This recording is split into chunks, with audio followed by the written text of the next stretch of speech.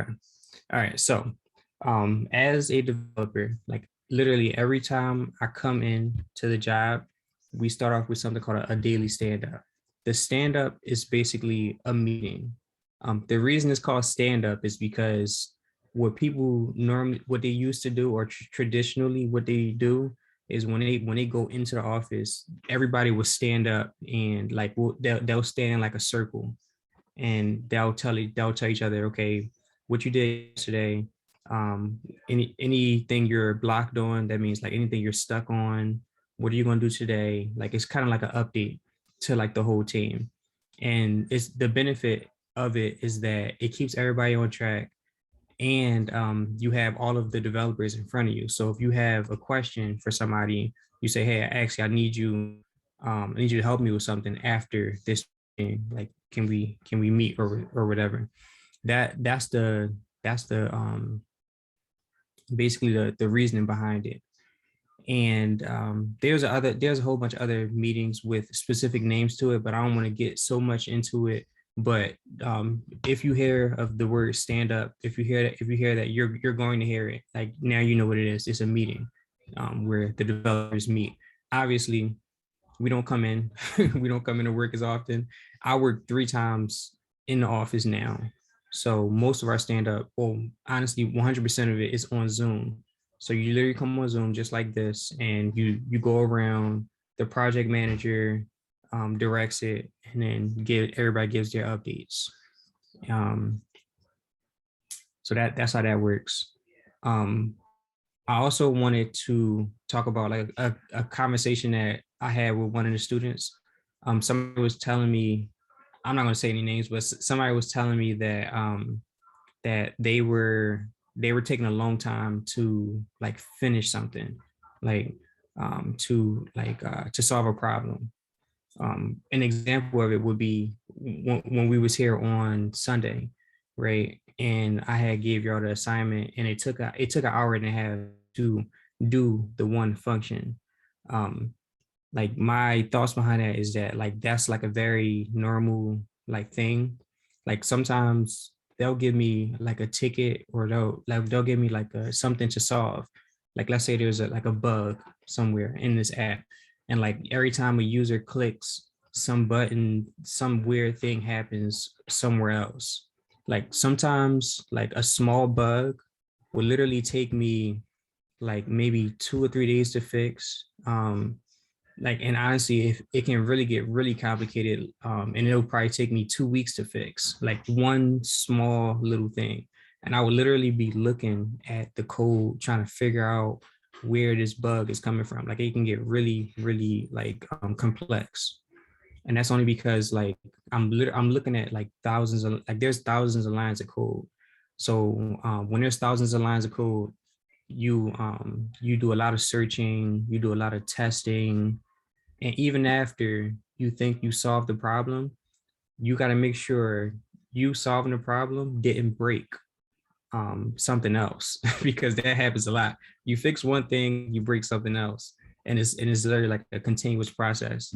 But yeah, more of the story. If you feel like you're taking a long time to solve certain things, to solve problems, that is a completely normal thing, and it's not something that's going to ever like go away. To be honest, it's just something to get used to. Um, it's a little different in comparison to other jobs. Whereas if you spend like a week doing something at another job, you probably did a whole bunch of stuff. You probably That's compared to working at Target, for example. In a whole week, you probably stocked like like 10 shelves or whatever, and like went on the register, scanned all of this stuff. I don't know, did XYZ. I never worked at Target, but but I'm just guessing. Like as a developer, a week of stuff can literally be like you writing like 2 lines of code. Like like there is no let's see, there's no like set amount of like code you have to write in a week. See, this is understood by your coworker, supervisor, etc. How long did you take? Yeah. So yeah, it is. So I'm reading a question in the chat, and it's saying basically it's understood by your supervisor, etc. Like how long it took you to become confident with creating things. Wait, hold on. Let me reread this. How long did it take? Hello, can you hear me? Yeah, yeah, I can hear you. I, Hi. I know what you was asking, and I reread it, and I'm like, but go ahead, you can. Yeah. So it's kind of like a two-parter. So my first question, and you kind of already covered it already, but Mhm. when you were talking about like it taking days to complete something, is it understood by your coworkers, superiors, etc., that it's going to take days? Do you have to stay in constant communication and updates about how long it's going to take to fix a bug? And the second part of the question, um, in your opinion, or like in general for you, how long did it take for you to become confident in creating things and writing code without, a guide by your side, or following along in a video? So I'll answer those are two really good questions. Let me answer. I'll answer the first one really quick, and I sort of answered it, but I think I should go into a little bit more detail with that answer. I'm gonna share my screen really quick, right? So what I'm showing here is the Fibonacci sequence, right? Um, Now I'm gonna give a little background to tell you why I'm showing you this. Um, whenever we're given like a task to do, like a list of tasks to do, those tasks that we have, they literally they give us, let's say, 5 things to do within a two week time frame. And after the 2 weeks, we say, okay, whether we completed it, if we didn't complete it, then we roll it over to the next 2 weeks where we give you like 5 more tasks or whatever. Now, each task is given a level of complexity. That level of complexity is measured with the Fibonacci sequence. Fibonacci sequence is 1, 2, 3, 5, 8, 13. And there's more numbers also. The easier tasks to do are labeled that are pointed with 1 and 2. And that literally means, hey, this should probably take me a day to do. It should probably take me like half a day. And it's funny that I say like the easy stuff should take you a day to do, because that that's what's defined as easy in like this world or whatever. If you number something to 3, that should probably take you maybe 2 or 3 days to do.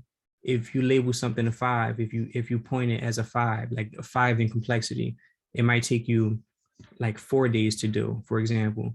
Anything 8 points and more, the level of complexity it starts to get more and more complex. um and we can see that like the area like in these little boxes become bigger and bigger, with hence the complexity.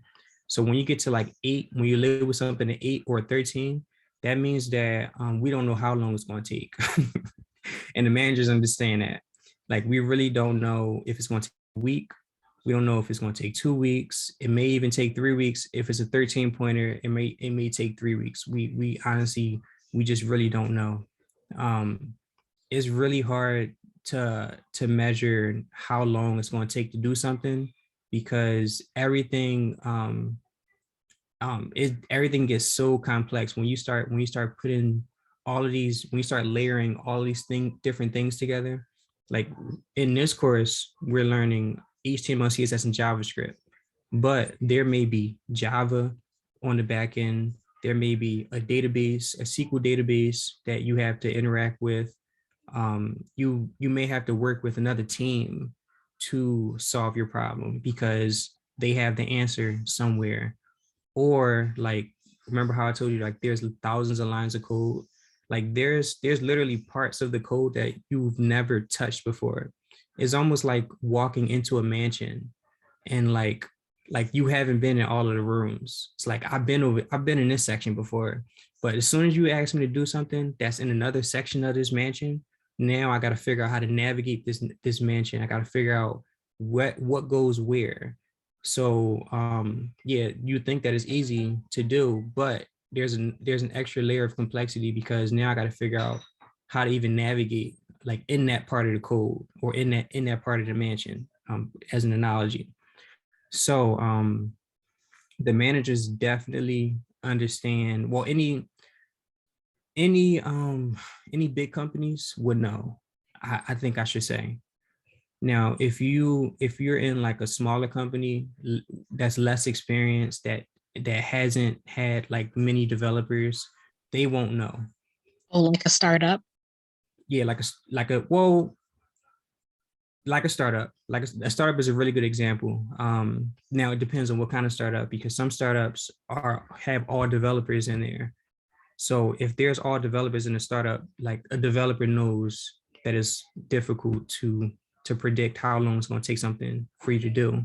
But if you're in a startup and like you're the first developer they hire, now you got to figure out how to communicate to someone that like this one small little thing you asked me to do is actually going to take it's actually going to take a week to finish. It really like and like the back and forth is a constant back and forth just trying to explain how difficult the stuff is because people expect it to happen instantly. When they say I want you to click this button and this button is going to make this thing this button is going to show the employee data on the screen in a graph, right? They may think, oh, you just got to hook up a button and you just got to hook up a graph, but on the back end you got to hook up a button, you have to hook up a service. The service talks to their database. So now you got to bring data back from their database. After you bring data back from their database, you have to loop through the data and show the data on the screen, like say like the employees or whatever, like their name, first, last name, salary, etc. In addition to that, if this graph has filters on it, now you got to put in extra functionality to filter out different like employees. Let's say you wanted to have employees with just the name A. You type A into a search box, it only shows you everything with the letter A. Now you gotta code that and hook all of that stuff up. So like me giving you this example is like Um, this is how that how in go ahead. I was gonna, the way you were explaining it, I was kind of going to say it's kind of similar to like a pivot table in Excel. A what table? Oh, Like a table in Excel? yeah, kind of like a pivot table in Excel. That would, Um, yeah, I'm not sure what a pivot table looks oh, like. sorry. I know what Sorry. a table is, but I'm not sure what a pivot. Let me look that up. You said pivot table? I'm at, okay. Yeah, yeah, exactly. With these filters up top. Right. Is that what you meant? Yeah. Yeah. Yeah, yeah. Sorry. I didn't know it was called pivot table, but now I know. Learn something new. But yeah, exactly. So so yeah, it can go either way, whether they know if how long it's gonna take or not. But either way, like there has to be somebody there to communicate that, or you have to have good communication skills to try to like relay that to them. In a perfect company, let's say I'm just put my company out there, like I'm gonna just say JP Morgan, right? At JP Morgan, we have trouble with this. Like we literally had a meeting today about communicating how long it's going to take to do something. So even in like companies that have it together, there's still confusion between how long it's supposed to take to do something. Um, so it's like I said, it's always going to be a constant back and forth, and it's even worse when you're working for smaller companies. So I don't know if that I know that probably more than answer the question, but Oh in this yeah, definitely. I appreciate your answer. yeah, and the second part, how long did it take me to get comfortable like writing things without having like to look at notes? Um, it took me it probably took me a few months of really like going hard. Like it probably took me like a good 2 months, maybe I would say 2 months to be honest.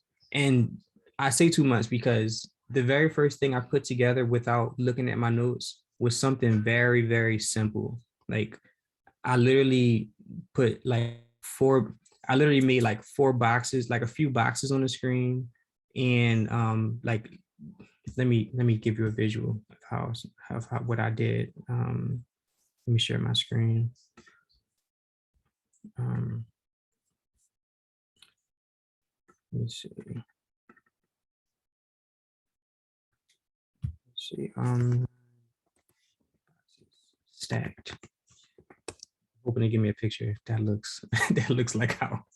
Okay, let's 9 squares, 3 by 3. Encode. Okay, like this. Let's say we had this, right? Like these boxes here, like literally the first app I made, like all of the edge boxes had different colors in it, like red, blue, green, orange, yellow, etc. Right? And this middle box was just white. What I wanted to do was click one of these boxes, and after I click one of these boxes, I make the center box the color of the box that I clicked. So that was a very first thing I did. Like it was simple. It was an on click. I was messing around with background color. I was messing around with the document.get element by ID. Like, and I was literally like, it took like, this was the first, it took me a good 2 months. And this wasn't just me studying by myself. Like I was studying with my friend, who was also the reason I'm coding actually.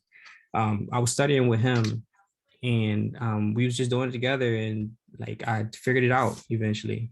So, but yeah, I would say a solid 2 months. But like with the more complex stuff, sometimes I still look at notes. I still look at like documentation.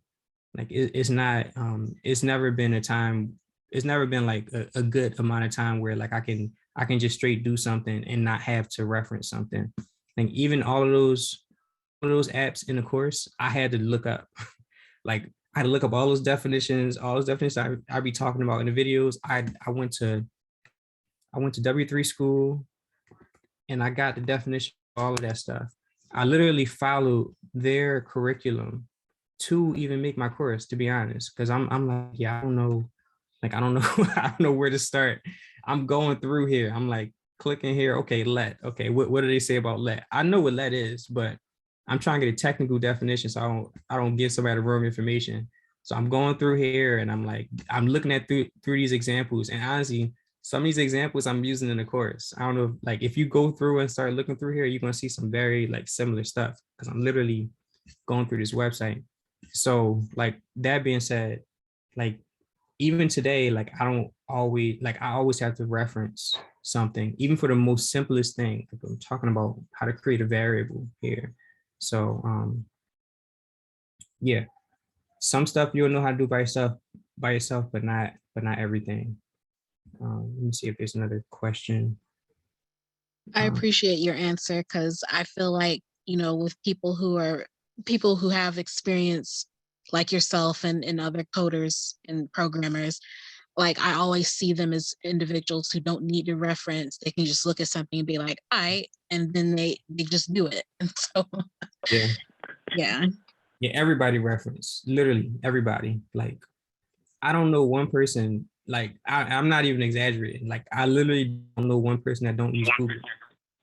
And if somebody don't use Google, they're only doing themselves a disservice, because like Google has some of the best answers. Like when I say Google, I mean like the sites that it take you to whenever you go to Google something. Like they have some of the best refined answers that you can find. So it's honestly in your best interest to look stuff up, because you're gonna get a more quality answer. Um, Someone saying, can I touch on peer programming? Um, So before I move on, any questions with what I just said before I move on to the next question?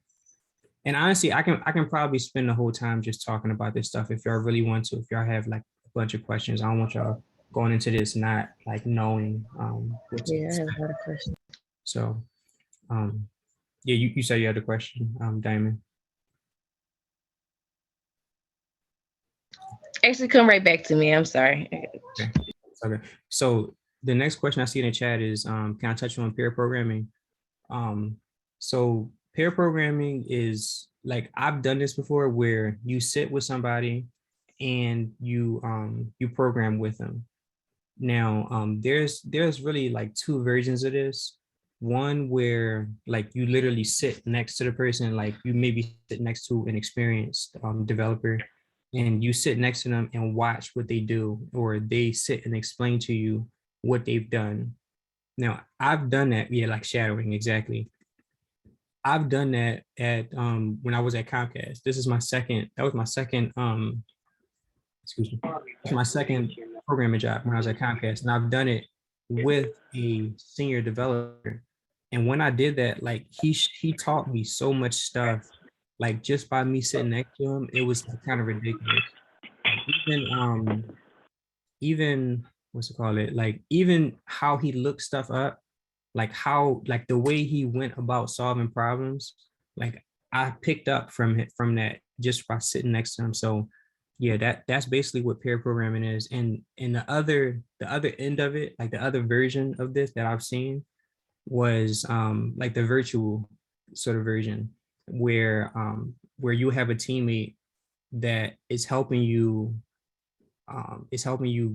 get like unblocked or like, let's say when I say blocked, I mean like you're stuck. It's like they're trying to unblock you. So now you have somebody that come on with you, and I still do this to this day. And my manager even called me to like help him peer program so we can do it together. Sometimes talking to another developer or just another person in general about a problem, it opens up like different like avenues. It's like, okay, like I didn't even think to even go that route because my mind was over here. Now that you mention that, like, it's so simple for me to solve because it's just something that I just never thought about. So your peer programming, shadowing, or just honestly, or just I would just call it teamwork, to be honest. Just working with your teammates. Those are the best ways to develop, because you'll learn a lot of stuff really fast. Um, Let me see. What's the next one I see? Um,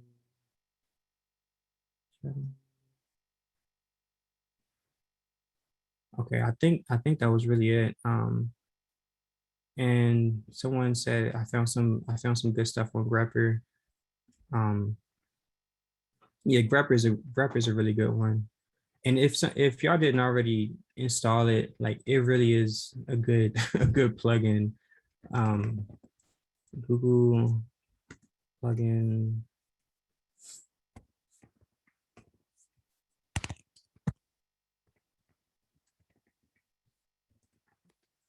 Grepper. So on Grepper, in case some of y'all don't know, you can now I'm gonna just tell you what it is, and then I'll tell you my experience with it. With Grepper, you can make a Grepper account, and then you can give like coding solutions. Like it'll show up in like a box like this, like a text box like this every time you search something. And you can also add your PayPal there, and somebody can donate to you. But I've never had somebody donate to me. So I mean, I'm sure there's somebody out there that'll give like $1 or something for something that they've been looking for hours. But I mean, the option is there for somebody to donate to you if your answer is like the best one and they really appreciate it. But but that aside, it really is a good thing to just download because the answer is literally right in front of you. To JavaScript for loops. If I look that up, Grepper pops up right there. Like I don't have to go into a website. I can just copy and paste that, or I can just look at this and like say, okay, this, like exactly what's going on here. For loop, and sometimes you'll see more than just like two things here, but most of the time, like what you see here is like what you're looking for. So yeah, that's a good one to download. Let's see if there's any other questions. Anybody had any other questions? Oh wait, I see another one. Did I ever do a hackathon? Yes, I have, and I honestly can pull up um, what did I do that? Drexel. So a hackathon, for anybody that don't know, um, a hackathon is a place where you you basically get together with a bunch of developers. A lot of times you don't know them, and you would spend 24 hours creating an app. And when I say 24 hours, I mean 24 hours. Like I'm up 24 hours trying to do this, to make this app. Like I never stayed up. Like I don't normally stay up past 24 hours like doing anything, but on with hackathons, like I've done it. I'm trying to pull up a thing where they have wrote a thing about I'm in like a newspaper and a the Drexel newspaper, the UPenn newspaper, and a newspaper for my college, because I did like three or four hackathons. I won the one at Drexel, first prize, um, and the one at UPenn. Yeah, I did. I mean, the one I won though, like I feel like I cheated a little bit because You know. I went in with people that knew what they was doing. So like everybody else didn't have like a chance to beat us. Like we all was really good. So yeah, here we go. I think it's Cold Fest. It's Cold Fest. Yeah, Dev Post. Um, that's like my old picture. But yeah, I definitely did hackathons before, and I've won a few. So yeah, a hackathon is a really good thing to do, and it looks good on the resume also, because like it shows that you're able to work in a team with somebody. Not only work in a team, like if you ever try to stay up with somebody for 24 hours, people start to get really like irritable, like, and not only are you irritated with people, like now you have to code irritated.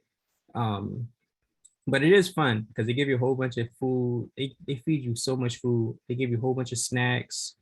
Like it's it's a lot of like it's I think it's fun. I think it's a lot of fun. Anybody that I've known that went to a hackathon, I'm always had fun with it. So let's see. What's your favorite thing to do as a software engineer? Um, favorite thing to do as a software engineer. Um,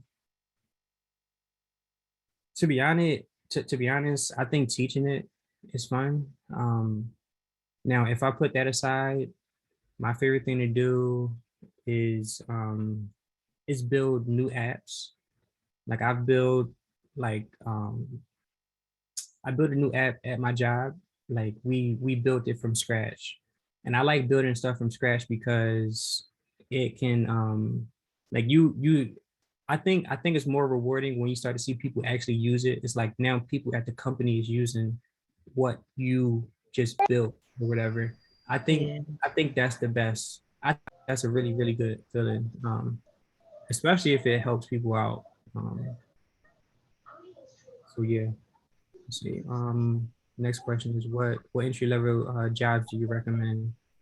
When y'all looking at jobs, right?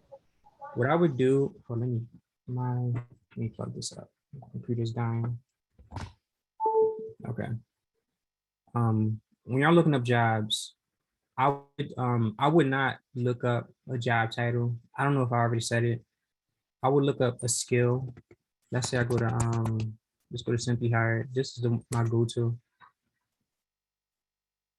I always look up a skill. Because if you look up a skill and then you look up like the most basic one, like HTML, for example, you always want to find something. Look at this HTML developer, 74,000 to 110,000. That is crazy to be an HTML and CSS developer. Like, like always look up like a like a skill or whatever. Never, please don't ever look up junior developer. Like if y'all saw this before on the internet or you saw somebody say this before, like don't look don't look up these jobs. Um, the reason I say don't look up these jobs is because it says junior here, and when you say junior, what it's saying is that you don't want to be held accountable. It's like you want to come in saying, oh, hey, I'm a beginner, like like this is a junior position. And like it's really overstating the obvious. Like if you give somebody your resume, they know the level at which you're coming in as. Now, if you're a beginner, what they really want from you is for you to like have a passion to learn. It's like you want to jump in and you just want to learn everything. Like you just fired up to just learn. When you throw this junior in front of it, and maybe it's just my opinion, but for me it's like a bad like connotation. It's like, oh, I'm a junior, like don't like take it easy on me. And it's like that's not that's not like a desirable thing in this field. um like and they have it here. I mean, they have junior HTML CSS developer, and I guarantee you they're not going to be paying those 74 to 110K for this position. And it's probably doing the exact same stuff as that other one that we saw, as this one here. So like in that junior is, and with that being said, that junior is a way to justify them to underpay you. And you don't want to get underpaid. Like that's not what you want. You want to, there's been times where like the guy sitting next to me, like I was at this when I was when I was working at when I was working at the hospital. It's called Rothman Orthopedics. It's right across the street from Jeff. Oh, y'all not in Philly, my bad. But yeah, if y'all was in Philly, there's a hospital called Jefferson, and it's right across the street from there. But I used to work at Rothman, and the guy sitting next to me was getting paid. Like we was just talking, and he was telling me he was telling me that he was looking for another job, and obviously he wasn't telling me that stuff, but like we was real cool.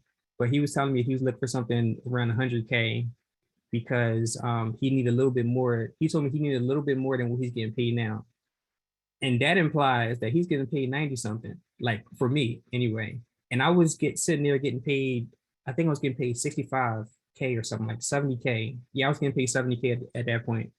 But so this guy's getting paid 20,000 plus more than than what I'm getting paid. And he's sitting right next to me doing something very similar to what I'm doing. And that's because I went in and I got, I mean, they got me really. I mean, it's part of business. They, maximize profits, get as much output as possible.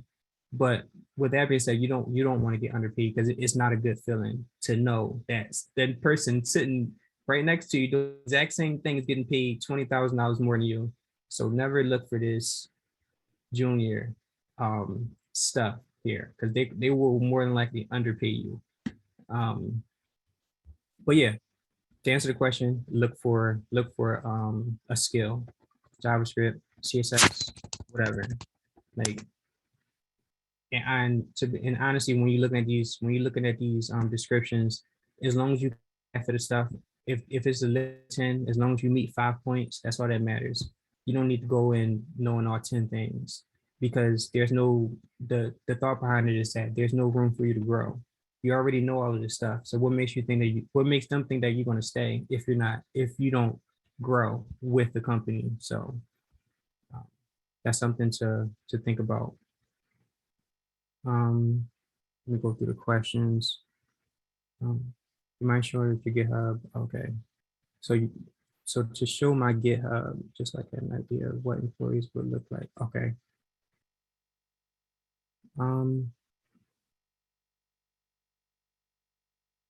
So my GitHub, I don't think I put this on my resume anymore, to be honest. But like, at first I definitely had stuff on my GitHub, and I would show them stuff from my GitHub. Now this is my GitHub, and it's really, I rarely be on this thing, but if you see how much stuff I did, how many projects I built, like there's a long list of them. Like I would sit here and like write a whole bunch of stuff. I had made a okay, this weather app, right? This weather app was something I built for a company. They gave me what's called a coding challenge. They wanted me to get weather data from a specific website and then display that to the user. What I did was, now I doubt this even still works, but what I did was I had got the weather data and then I created like a robot in HTML and CSS, and like the robot was like telling you to was like talking. There's some talking animation, and it was telling you the weather instead of just displaying it. Um, and that it did not get me the job, but they was very impressed. Um, One that did get me the job though. Let me see if I can find it. And I'll show you the one I turned in when I was working at the hospital, Rothman. Pretty sure I named it Rothman something. Yeah, Rothman. I think it's this one. Gray Book Rothman. Basically, what they wanted me to do here, it's a little beyond what we're doing here, but I had built basically I built the front end and it had HTML, CSS, JavaScript, but I also built a back end, and the back end had something called Node.js. Node.js is JavaScript on the back end, and when you have Node.js, you're able to hook up databases. So since you're able to hook up databases, now you're able to save data and display things on your website, like you start to save information on your website. What they wanted me to do is to create a grade book. See, here's a list of students. Like they wanted me to say all their names. I list all their names and I list all of their grades, right? And every time you enter a new student, you enter their name, enter their grade, it saves in a database, and you're able to pull it from a different like computer. You can look at it from your phone, whatever. What I did with that is I went above and beyond, which you should always do. I had created, I don't know if I can even run this to be honest. I had created like a really, really nice HTML and CSS on there. And I put like pictures of avatars. I put like I made everything look really, really nice, like really, really like crisp. And whenever I got to the interview, they was like, yo, I did not expect you to do all of this. Like all we asked you to do was this simple thing. But now you took that and then you made something even better out of it. Um, and the reason, like what I'm telling y'all is that y'all should always overachieve, because when you overachieve, you get the results, whatever. Even though this industry, like we need developers in this industry, you still have to overachieve because there's I mean, to be frank, companies are afraid to hire developers that don't know what they're doing, because if they mess something up, that translates to money. So, like, the website went down, now we losing X amount of money or whatever. Um, I think the stats for like Amazon or something like that, it's like every second they lose like a good like 100K or something like that, like some crazy, and it may even be more than that. Like every second that the website is down, they just lose that much money. So like they definitely want people that know what they're doing, and that take their job, that take their craft seriously. Um, Let me see if I can find another. Um, see. Let's see. When anyone get the experience.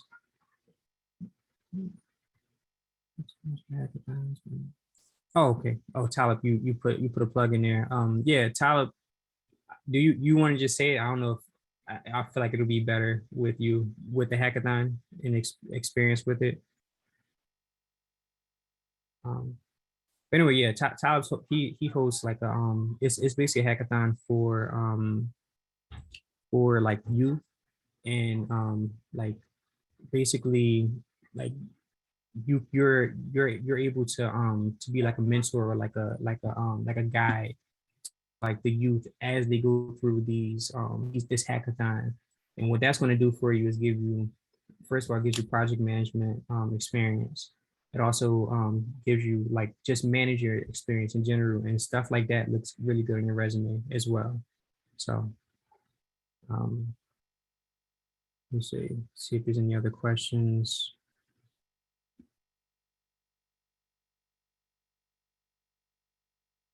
Um, Isaiah? yeah, I can hear you. You want to give him? You want to Okay. elaborate on it? Yeah, you can. Go ahead. Well, I was going to say that in addition to, being able to coach, if you guys have any children who are interested in following your footsteps in this space, we have gotten over 110 students sponsored to register, for free. And Isaiah is going to be actually one of the trainers, teaching them about web development. Not as deep as he's done for us, of course, but it's a great opportunity. So if your children want to sign up, we definitely want to encourage you. It should be a great opportunity, and we have a few weeks to sign up coaches. So if you know other people who might be interested in either coaching or signing up their children, let me put into because I see it's not on our website. So let me put the link for the registration page in the chat. That's it. Cool. Thanks, Tyler. I see another question here. It says, do you have to have a degree to do this? No, you don't have to have a degree. And I would say, to be honest, there are some companies that are still on this degree bandwagon, and it's kind of annoying. Like, to be honest, like from my perspective, and the reason it's really annoying is because most of the developers, like the ones that's like good, they don't have a degree in development. Now, some of them don't have a degree at all, but if you do have a degree, they're all like, I feel like it's like just mentally, some people just look at that as a like a better option. Okay, this person has a degree, this person doesn't. Like, they start like nitpick to try to figure out who's the best person to hire. But um Google, you don't need a degree to work at Google, Facebook, Amazon, Netflix. These are called FANG, by the way. Facebook, Amazon, Netflix, Google. I feel like I'm missing somebody. um, but yeah, all the big companies, they don't require degrees. Like, maybe a high school diploma is good, but they don't care about degrees because, like, we start. I think one of the reasons is because, like, we're starting to realize, like, a degree is not, it's not a determining factor with a lot of fields, especially in the tech field.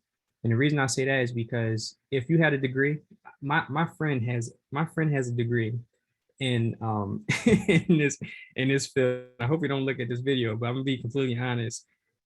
He does not know how to code. Like, he knows how to code, but it's like he spent 4 years of his life in school, and now I have more experience than he does in this field, but he went to school to do it. And this story is a very constant story. Like, this happens a lot. Every time I speak to somebody that has a degree in this field, they say that they only learned the very basics in college. They learned Python, which is really good. Python is a good thing, but like, they're not learning like the full thing that you need to learn, or like enough skills to say that, like, they're better than somebody that went home and learned it on Udemy. Like, there's a lot of people learning this stuff on Udemy, and they're a lot more qualified than people with degrees. And they even have certifications now. Like, Amazon has certifications for all of its things. You have hold on one moment.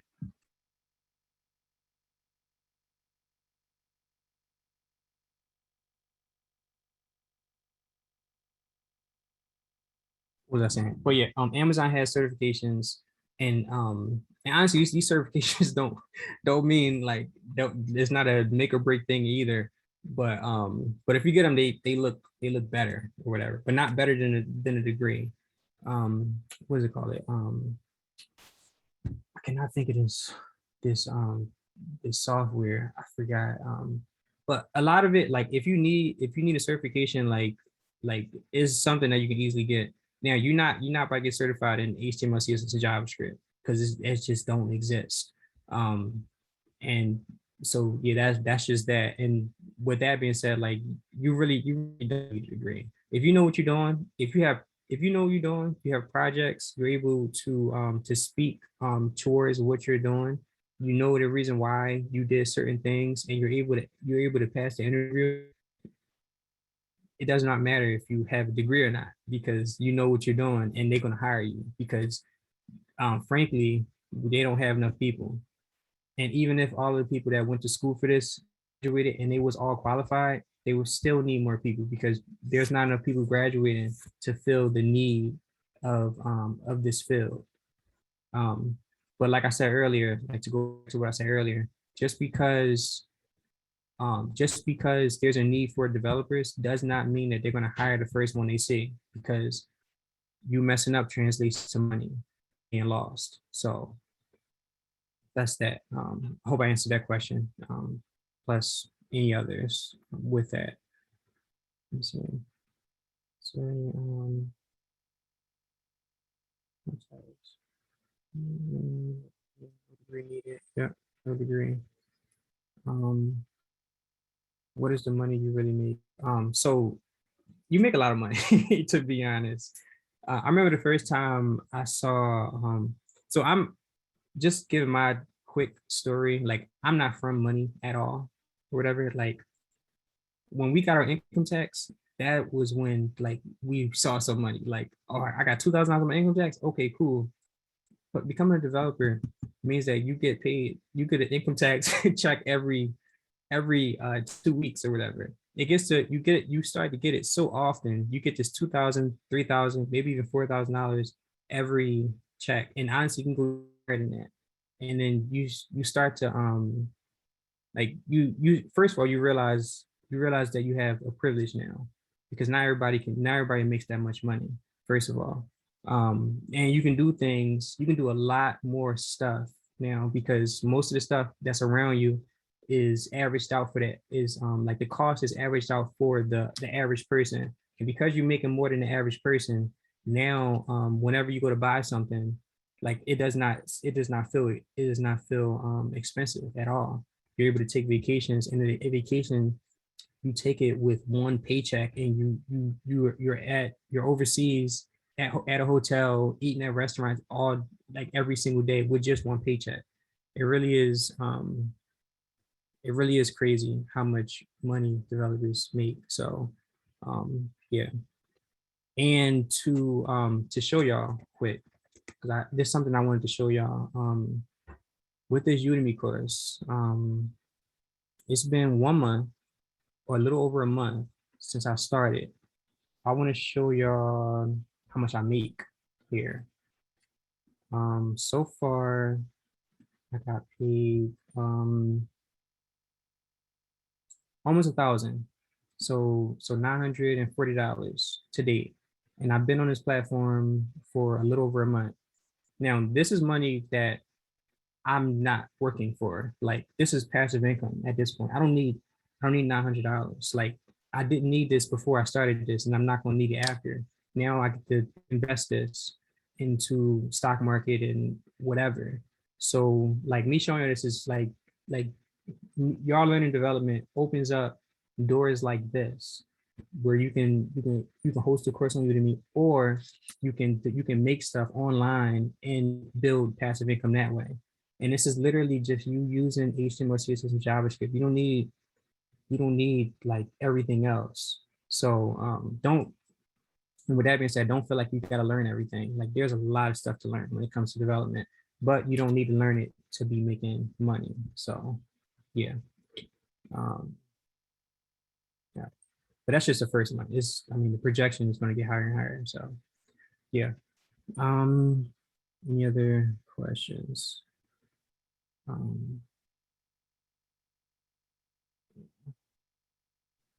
I do not create NFTs. I don't know how to create them, but I have been. And for those who don't know what an NFT is, it's a non-fungible token.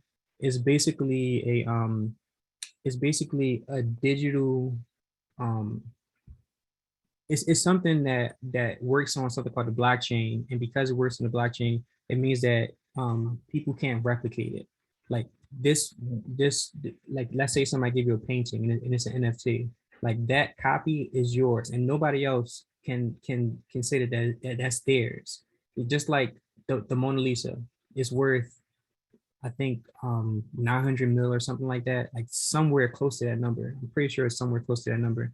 And that's because, it's a one of a kind. Nobody, I mean, you can try to replicate it, but like people, you have people that can spot a fake. But with NFTs, everybody can spot a fake because everybody tracks all of the unique copies of NFTs. So that's what an NFT is, and you can make a lot of money with it. Also, with that being said, no, I don't know how to do NFTs, but it's something that's interesting to do. Create that. Let's see. Employers ask for your desired salary was a good starting point. So for your first tech job, if someone asks what's your desired salary, what I would do is it's kind of hard. It's kind of hard to judge with your first tech job because you don't really know what costs what. So it's really like a guessing sort of thing. But what I would do is I would go to like salary.com and like fill out, there's like a questionnaire on there. You fill it out, you tell them your experience, and then they tell you how much you should ask for. But just for me, without looking at it, I think that everybody should in this class should get somewhere between 45,000 and 60,000. Just knowing, like, if you really know everything in this course, just knowing the HTML, CSS, and JavaScript, 45K to 60K. Now, you can get higher than that if you start learning additional stuff, but I would try to look for something in between there.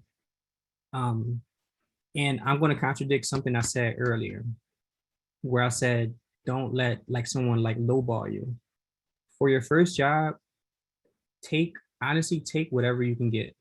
Like, that's just being honest. The reason you take whatever you can get is because when you move to another company, and I highly suggest, I highly recommend everybody move to another company within a year. Like, don't plan on being at a company more than a year when you first get your first job. When you move to another company, you're going to get a $10,000 raise, a $20,000 raise, a $30,000 raise. And it really just depends on how you negotiate it at that point. And the reason they're willing to pay you that is because a company already trusts you to work with them. And if you leave on a good note also, and they know that you was doing good work, now this is the proof. Like, I worked here, like they trusted me. I did this, I did that, and I've been doing good this whole time. So that is actually more valuable than a degree. Now, that's just tying it back to the previous question. Just having a company vouch for you, really. So you get that first job, let's say they lowball you, you get the next job, you get what you're getting paid. And it's within a year, to be honest. And with me, I went and did the exaggerated route where I got another job every single year.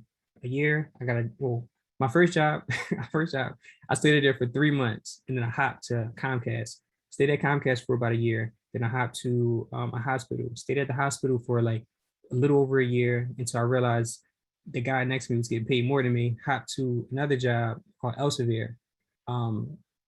Elsevier was paid me a little bit more. It wasn't 100, it was like 90 something. From there, hopped to JP Morgan, and now I am where I am now. So, and I literally started off at 35K, and now I'm over 100. And with JP Morgan is like, because they give us that bonus, like the base salary is over 100, and then they give you a bonus that can be a multiple of your base salary. So, like the pay is kind of like up in the air at that point. It's like you can get paid a lot of money. So, yeah, not over answered that question. Let me see if I can find another one. I know it's already 8. If you want to stay to, I'll go through any other questions I see in the chat. I don't want you to feel like you have to stay. If you have to go, it's fine. I'll see you Sunday. If not, I'm gonna continue answering questions that I see in the chat, and then we'll head out. So yeah. Question: where do you see yourself in 10 years? In 10 years, wow, 10 years. I'm not even sure, to be honest. I should know the answer to that question. The weird thing is that I plan my goals out in manageable chunks. Like, so next year, for example, I plan on being a VP at JP Morgan. The reason I plan on being a VP is because I was already nominated to be one, and I was only there for a year. And it's not normal for somebody to be nominated to be a VP in under a year. I have to be there for at least 2 years to be a VP. So in a year, I'll be a VP. That's just me speaking into existence, and it's honestly realistic. So I'll be there. Let's say in 5 years, I'll still be at JP Morgan likely, and I'll probably be managing developers. If not, I'll be doing like some back end stuff, and like I'm going to be getting paid a smooth, probably 2 something, maybe even 3. And honestly, it really just depends with the pay, because we have this metaverse coming out, and JP Morgan is the first bank to be in the metaverse. They want to set the standard for other banks to be there also. So if they're in the metaverse, they're gonna need developers to develop for them in the metaverse. And since this is such a new thing, we don't know how much they'll be paying people to be metaverse developers or whatever they call it or whatever. So like the pay can be anywhere, to be honest, a few hundred, whatever. So let me see. Let me see if there's anything else in the chat.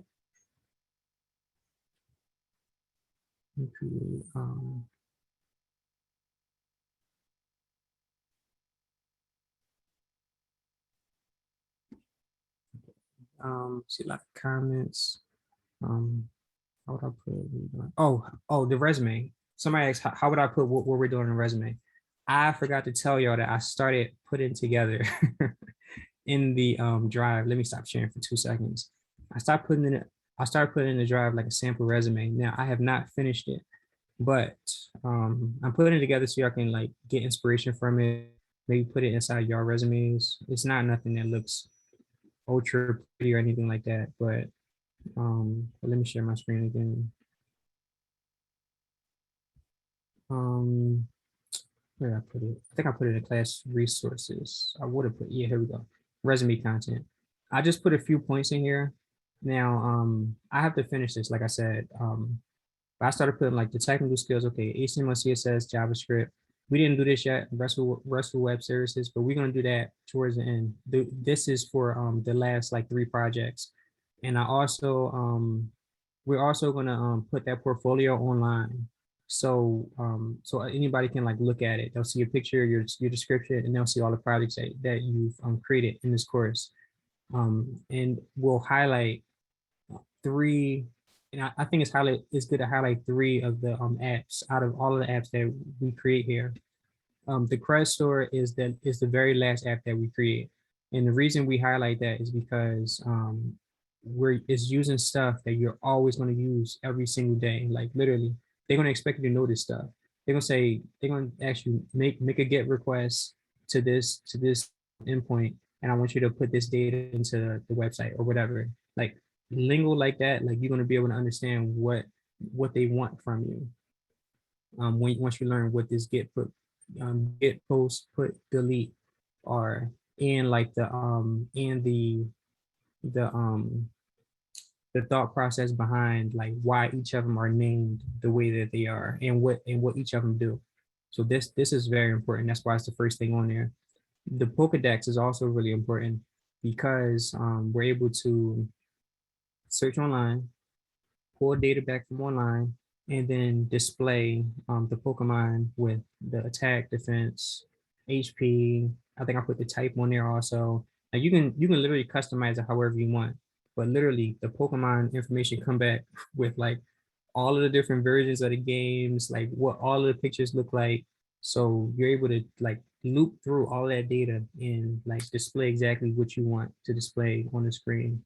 So this is a very and those skills are translatable. It's just like the CRUD app, but it's a little bit more involved. So, and the other one I would suggest putting on there is one of the games, to be honest. The tic-tac-toe one that we're going to build is a good one to put on your resume because like you're building something that you're building something and you're letting the computer make decisions based off of what you click. So if I click X over here, the computer's going to click O over here. If I click X again and I'm about to score, now the computer can analyze the board, look at it, say, okay, you're about to score here. Let me put an O right there so that we can block you from scoring. Like just being able to make that put that logic together in code and have it actually work, that's a skill that not too many developers have. So yeah, these are 3 projects I'm gonna put. Well, the 3 I recommend putting on a resume. Um, and I'll continue to build out this page over time so that you have something good to reference by the time we get through the course. So let me see. So any other questions? How long does it take you to create a mobile app? How long does it take me to create a mobile app? So I have an app in the App Store. I feel like I have I have like a lot of stuff. Google Play. Um, and this app took me, man, it took me a good like 3, maybe 4 months to build. So I guess to straight answer the question, let me look myself up real quick so I can see the app. It's not finished. Like it's not finished, but it is. Where is it? Apps.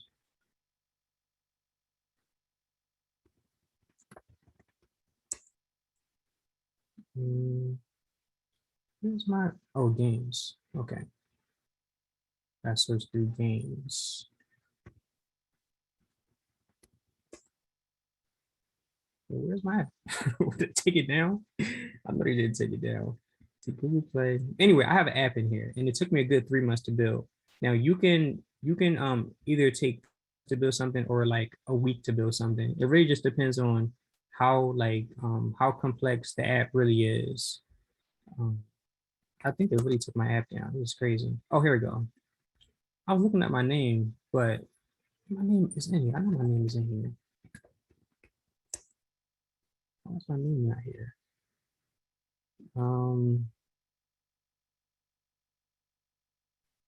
I guess I guess just put it under my business name, Black IO.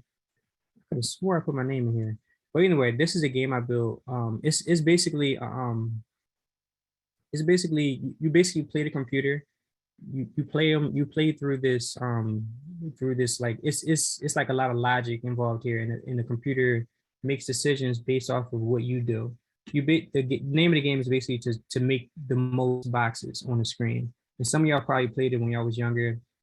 Normally when you're younger, you get a piece of paper, you put a bunch of dots on the paper, and you play one person. Y'all take turns writing, a line on the paper, and whoever creates the most boxes is the one that wins.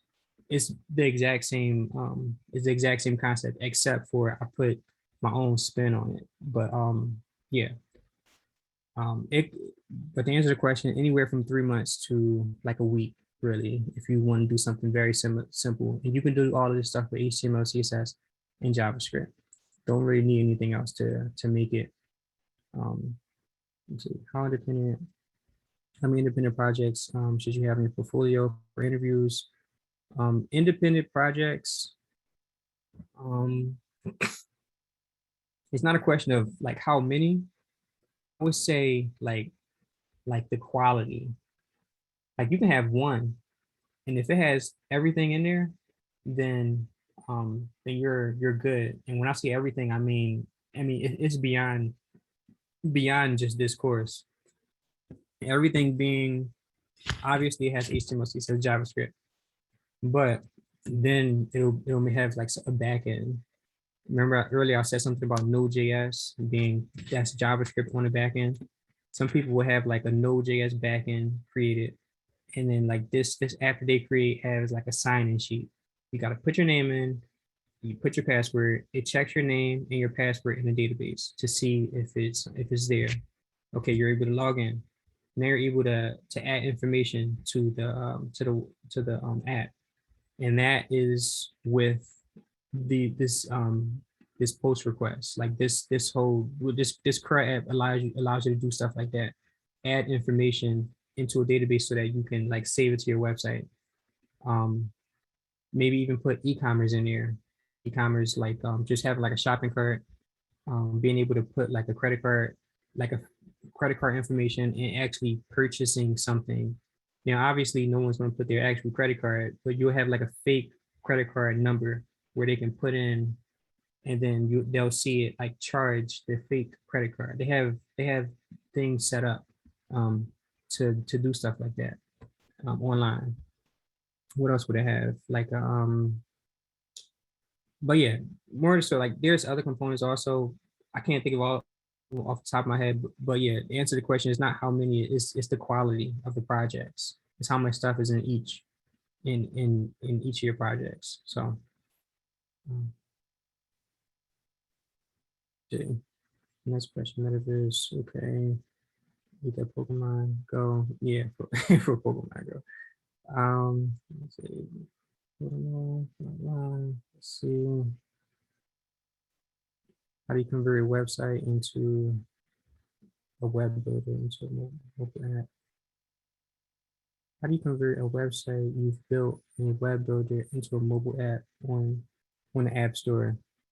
I will probably have to do some research on that, like how to convert a website you've built in like a web builder to the App Store. I feel like those web builders should give you the ability to convert it to a mobile app, but I'm not completely sure of how to do it. Only because I've never done it before.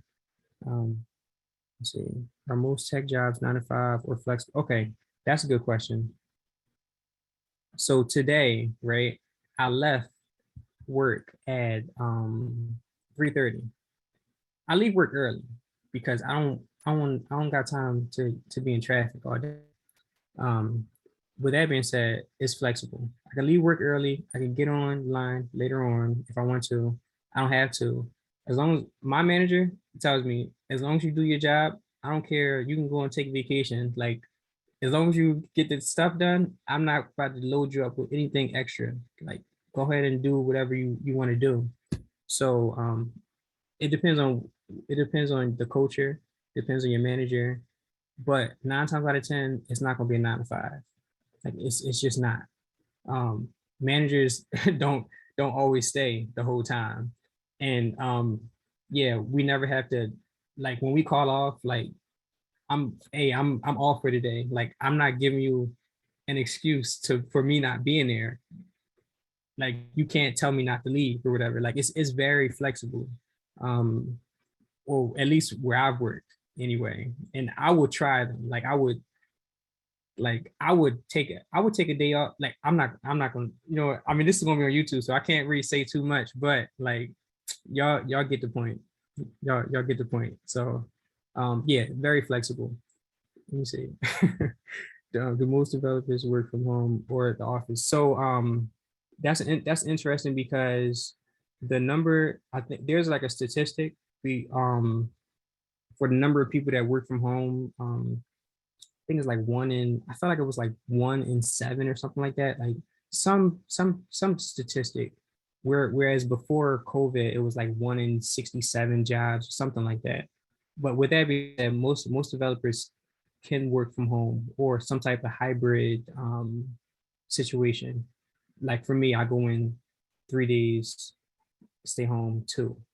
if I go in 2 days and stay home 3, no one's gonna yell at me because I mean I get my job, I get my work done. So like it is what it is. And plus if I'm sick or whatever, that's just what it is. The other day I was supposed to go in, it was raining outside, and like I'm on the highway in the rain, and I'm like, no, I'm not about to drive in the rain. Turned around, went home, logged onto my computer, and just worked from there.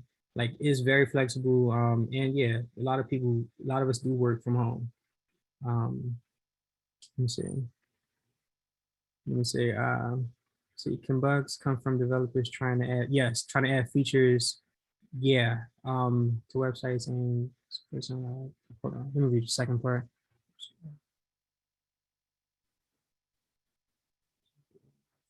Yeah, so bugs come very often from new features that developers create. Honestly, like it's almost like it's inevitable for a bug to be in there. Um, Especially if the app is very like complex. Like if it has a lot of code in there, like you just looking for a bug to be in there every time you add new features. It gets to a point where some people don't even want to touch the app. Like, listen, it's working. Like, I know the users want XYZ, but I think we should cut that off and work on a new project. Like, I don't want to work on this other one no more because if I make something, I'm probably going to introduce a bug. And if I introduce a bug, now, like I said, like now these bugs translate to money, and nobody wants to see this. Nobody wants to see that happen. Um, with that being said, though, that is why it's so important to code very cleanly. Like you don't want to write extra lines of code. There's a I don't even know what to call it, but there's something where it said that every additional line of code adds an extra level of complexity. And that's very true. Like the more code you have, the more complex your code is. So you have to really strike a balance between not as much code and have it as readable as possible, and also how I taught y'all about like breaking down those functions into small little pieces. Remember when we did the time app where like this one function calculate the hour, the other one calculate the minute, the other one calculate the seconds. We could did all that stuff in one function, but we broke it up. When you break up your code like that, and when you minimize the amount of times you rewrite the exact same thing, it's going to help your app in the long run because you're going to avoid these bugs, these potential bugs that you can create whenever you add a new feature. Let's see. Is that what updates? Yeah, and patches are for. Yeah. Updates and patches are for bugs, exactly. And patches, especially when somebody say patch, that means that they didn't fix it. they put duct tape on it, like literally, it's a patch. But those patches are necessity because, like I said, they don't want to lose money. So let's patch it, and then let's try to figure out how to fix it after. Um, so yeah. Can you get written up for creating? No, you can't get written up for creating bugs. If somebody writes you up for creating bugs, then you should leave that place. Because they don't understand the nature of it. Bugs happen all the time. I work with literally everybody on my team. Everybody on my team has a good 5+ years of experience. Like everybody's really, really good. Like me next to them, like they are very smart people. It's ridiculous how smart they are, like and how much stuff they know. But even though they know that much stuff, they still make bugs. Like everybody make these, but everybody create these things. And if somebody writes you up for making a bug, then that's a problem. Like now obviously you shouldn't be creating bugs every for every feature you put out there, because that indicates that you're probably doing something that you're not supposed to do. Like you're not coding properly. Um, so that's when that happens. But bugs are inevitable. They're going to happen. Yeah, and no one can write you up for it. So yeah. I think I ran out of questions on the chat. Did anybody else have any other questions before I end it? Okay, there's one more. Let's see. My last question is about the material. Oh yeah, yeah. What's your question? Special. It was a little too long to type, but so I spent the time from Sunday to today just going back over the videos we already watched, just to, you know, how every time you watch a movie, you recognize something you didn't realize before. So I was just trying to, you know, just absorb as much as I could. And as far as the animation video, Mhm. the class, adding the class and the position onto the ID, is that, because I was a little confused how you worded it. Is that optional? Because you was like, oh, we could take this out. So is that optional, or do you not need it because you added it in?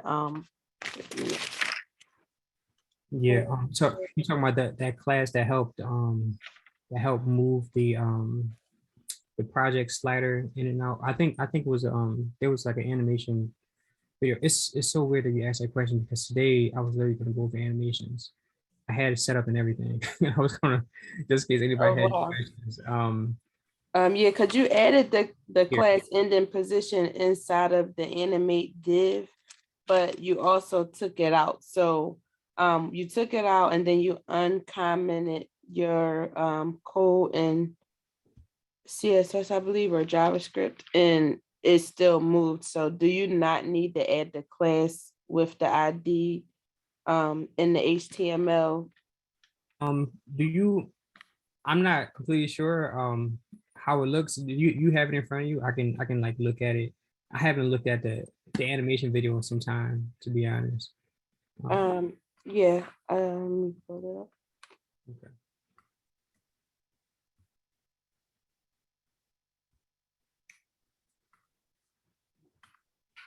I want to teach you how to animate HTML away from the left side of the screen. How do we do that? Into a variable. I'm trying to get the exact part. Mm-hmm.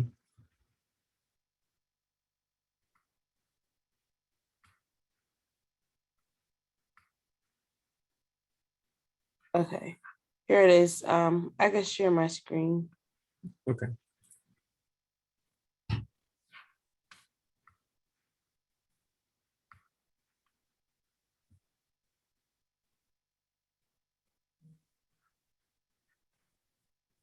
Ending. So this is where we start.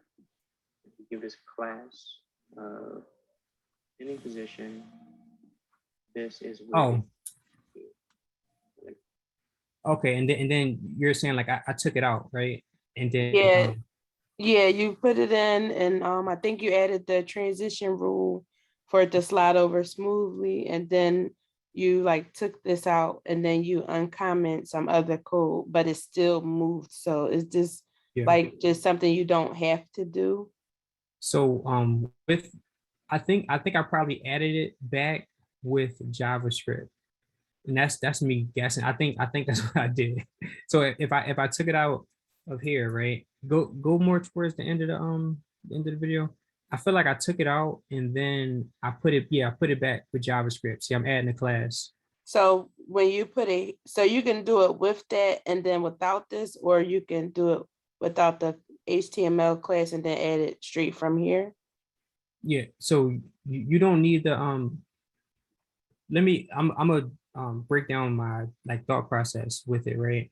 Um Without the class, the box was like, let's say to the left side or whatever, on one position. And when you add that class, it really moves it over to like it starts off somewhere else or whatever. Um I think I was adding it after 2 seconds in the JavaScript. Yeah, you did 2 seconds and then you did 4. And then let me see if I can try to figure out how to basically the reason I did it after 2 seconds is because I wanted to change where the HTML element was after 2 seconds. And I did it after 2 seconds so that you can see that it's actually going to like it's actually going to start moving. Let me share, let me share my screen really quick. I'm gonna just show you the example I put together Okay. that I was gonna go through. I think it'll be easier to explain. What is it? Here. Okay. Um, so I'm gonna run this, right? So this div, right? We have this div, right? Right now, I have left 0. Like the last time, I think on the video, I probably had like right 0 or left 0 or something like that. Like Yeah, left zero. I'm specifically saying that this div is to the left 0. And the reason I have to put this here is because I'm about to change it to 200.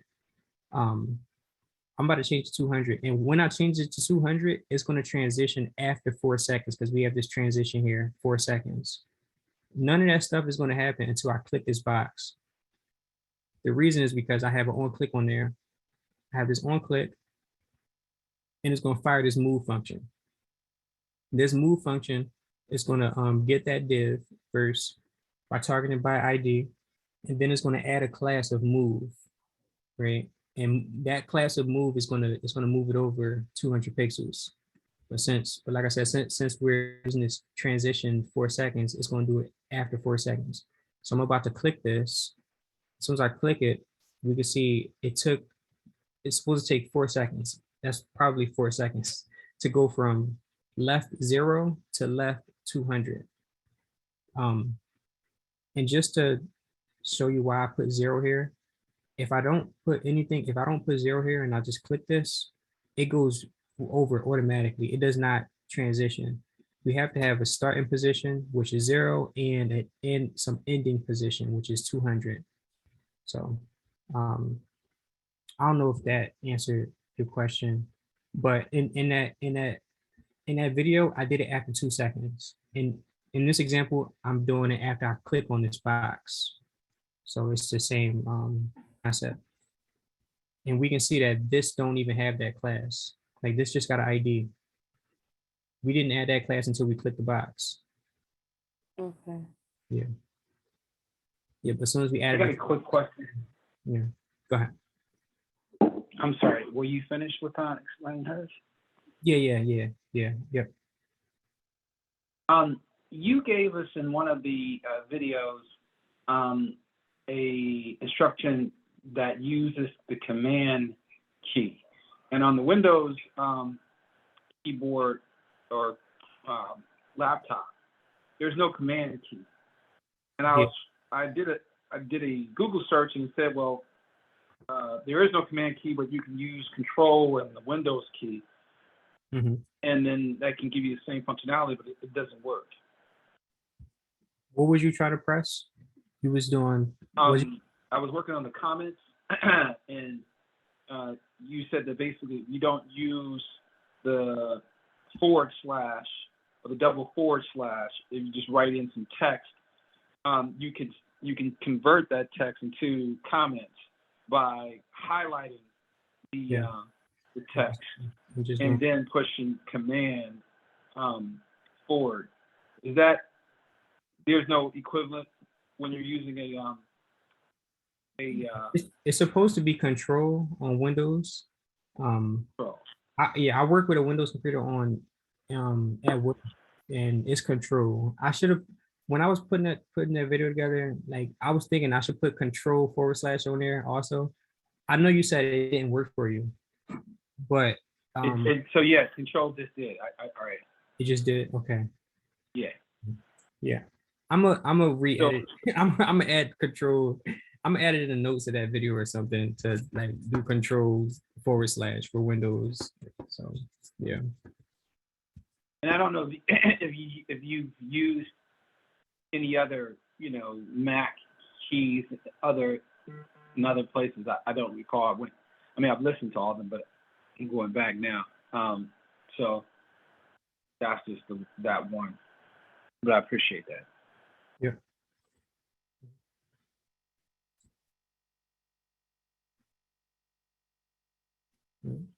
Any other questions? especially I did answer that for you, right? I don't know if I did it, if I answered. Yeah, you did. You was like moving so fast that when you took it out of HTML and you added in JavaScript, I don't know why in my head I was thinking like, but how he, pushing the class function if it's not in HTML. But when you broke it down that you added it with the class, probably because I'd never seen the class list, the div.class list before. That's Yeah. probably why it threw me off. But you was like going back and forth. You was moving real fast. So I was trying to keep up and I was watching it over and over and writing down notes, but I just wasn't sure. So on my notes, I kind of wrote it that I can put the class with the ID in HTML or not. Like I put it as optional because I wasn't really sure. But now I can go and correct my notes on it. Cool. Yeah. I would go back and like redo that video, but you saw I was moving really fast. I'm hoping I'm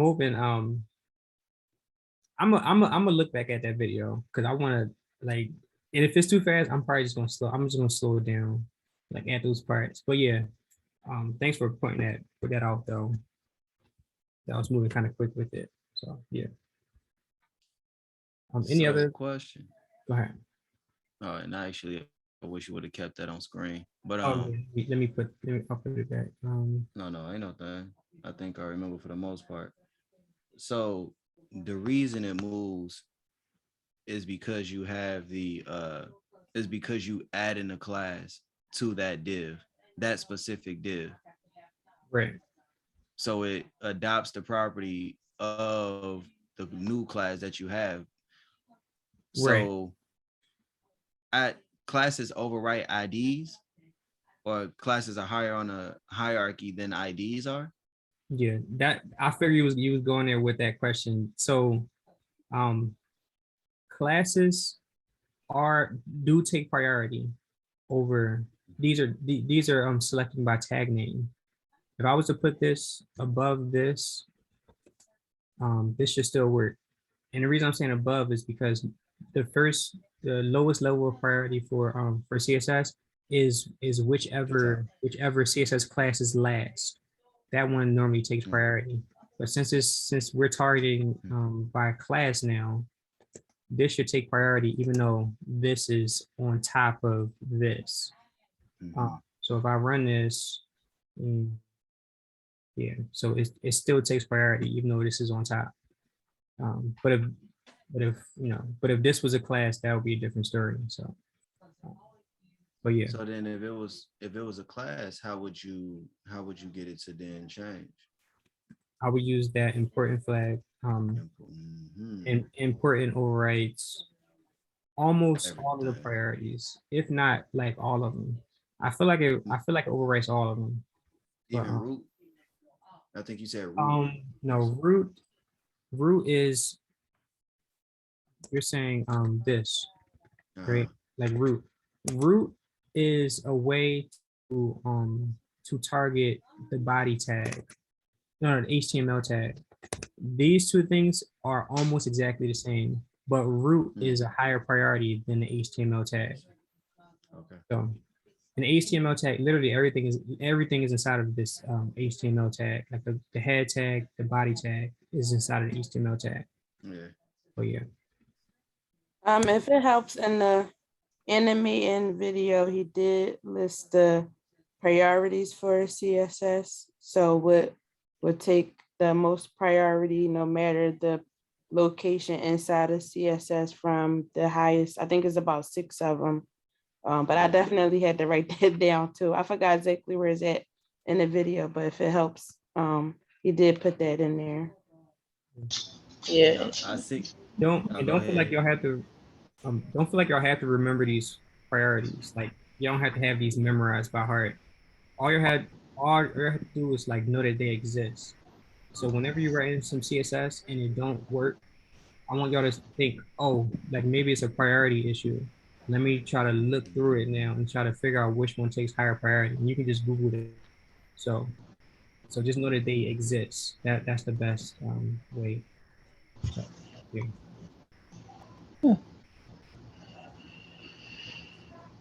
And on that note, like almost all of this stuff, I don't expect anybody to memorize. Like just know of it. Like a lot of programming is all about concepts.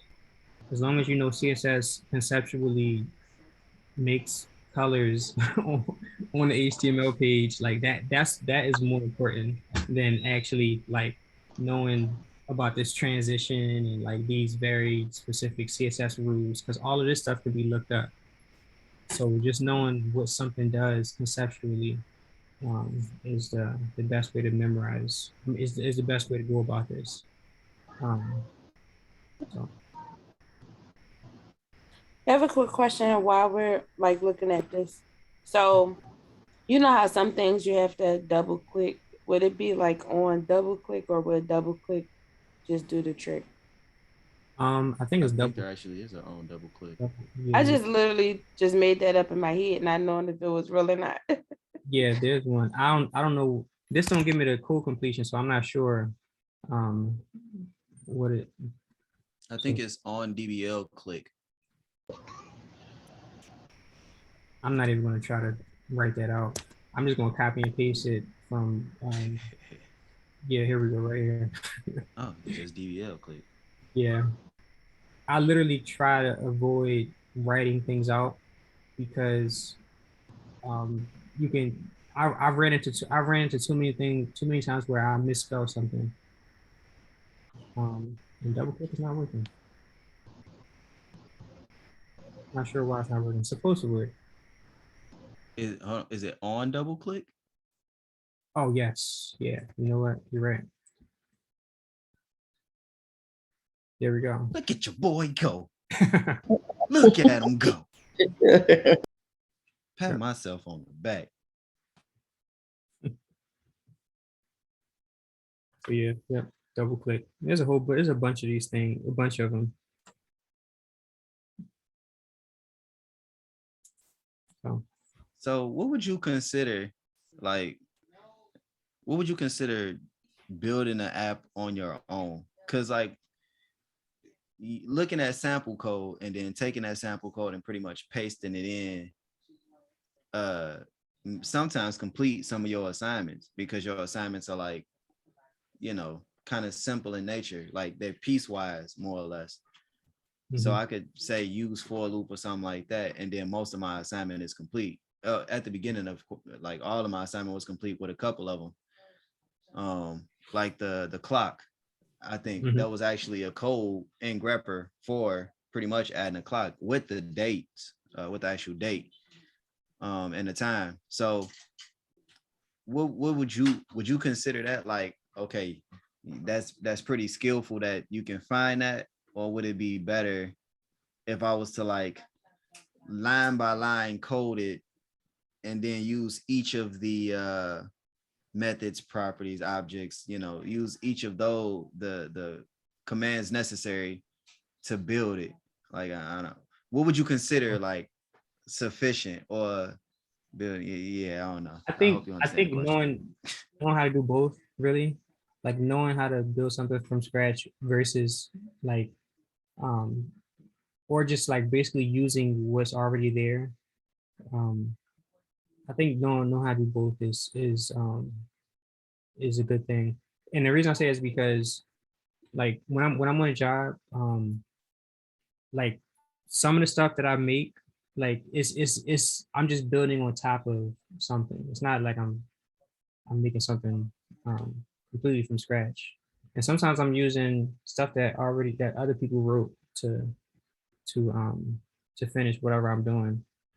Um, but if you want to get that feeling of like building something from scratch, I think after we do the memory game, this is going to give you I feel like this is going to give you a really good idea of how to build an actual app. Like if you were to build something, um, and it's because like it takes like yeah, you build these small functions to do certain things, but then all these functions work together with the input that they get from the user. So if I press something, those functions work together to do something else. So you're gonna start to see that come together when you get to the memory app. And to make sure you solidify it, I would suggest going through the videos first and then downloading the starter code again and then trying to do it on your own. And if you're able to do that, you're gonna see there's so much stuff, so many possibilities is gonna open up to you. You're gonna think to yourself like you can literally create like anything. Like if you're gonna be able to look at stuff and you're gonna say, okay, I think I have an idea of how they made that. And then so yeah, with this project 8, I think that's where you get that feeling from. So So yeah. basically, if I can code that without looking at the videos, without having to rewatch the videos, then I can say, okay, I've learned that to a sufficient degree. Right, because Okay. all of this stuff is the same over and over again. Just like if you're like a carpenter or something like that, like fixing a door, what you need, like a screwdriver, maybe a hammer or something like that.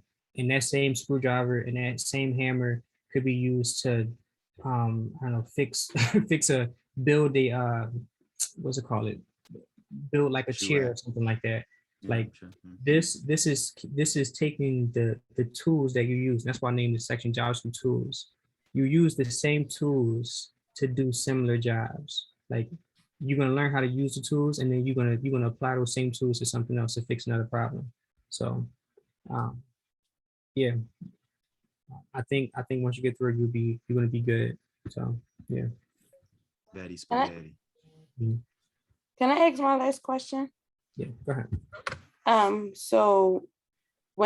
So if you create an app or a website for someone and they send you the logo, how do you get that like URL to put in the source attribute for the image tag, or even if you code in the JavaScript, how would you create the URL for that? Yeah. So that one is similar to let me download some of this starter code. It's similar to, remember when we did that when we on a portfolio where you put your picture in there, like that picture reference an image that's inside of your folder. So I guess the first person I should say is, when you say someone wants you to make their website, are you making it like from scratch or are you using like a website builder? Oh, I didn't really think that far. I was just thinking about like if you needed to place their logo somewhere on like the website, where would you get Yeah. like how would you get the URL from, like if they send it to you like via email and you download it, save it to your desktop kind of thing versus pulling it from online. Yeah. So I mean, if you're doing it from scratch, then you can just drop that picture directly into your file, just like we have here where we have Oh, right. Like the me.png. exactly that's how you put all of those images. Yes. Sorry about that. That was a silly question. We literally just did that. in. No, hold on, but I got a follow up though. So Mhm. like let's say they do send you the logo. Let's say you want to put the logo online. How can I just upload the picture to Facebook or something like that and then reference Facebook, or can I, you Yes. know, Hmm. And that's a trick that you can do. short answer.